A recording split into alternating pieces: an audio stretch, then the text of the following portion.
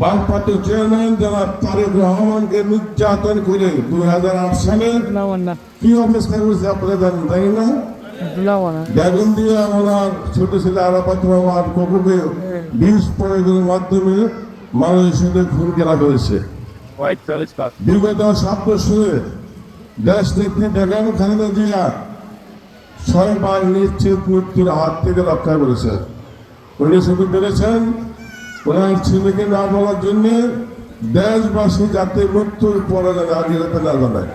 তো ডাক্তার ফার্স্টে বলছিলেন যে ম্যাডাম আমি যদি দেশবাসীকে দিতে চাই কিন্তু বলতে পারেন, তো আমার দেশবাসী আমাকে যদি আমি অসুস্থ দিতে চাই তাহলে আমার মা বোন সারা বাংলাদেশের যারা আছে তারা নিজেরাই অসুস্থ হয়ে পড়বে একজনের।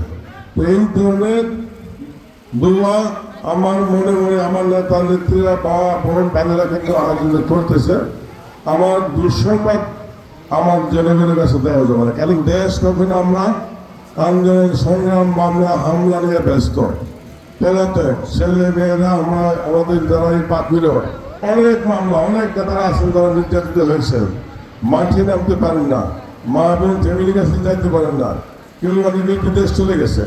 এই সব কিছু মিলে যাও এই আজকে আপনাদেরকে এখানে একত্রিত করতে আমাদের লড়াই সংগ্রাম আন্দোলনের আমরা প্রায় 20টি বছর দেখতে পাই আমাদের জীবন থেকে নিয়ে গেছে, সবার জীবন থেকে। আজকে এখানে অনেক বোনেরা আসলেন অত 22-24 বছর বয়স, আপনার জন্মের পরে আপনি দেখছেন যে শুধু লাইন শুনছেন, বাংলা কিছু আপনাকে দেখায় নেই।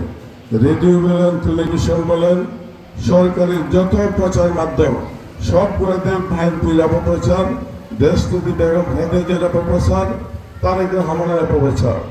তার ভিতরেও আমাদের ভিতরে একটি চুল পরিমাণ বিভেদ বা বিচ্ছেদ ঘটাতে পারে না।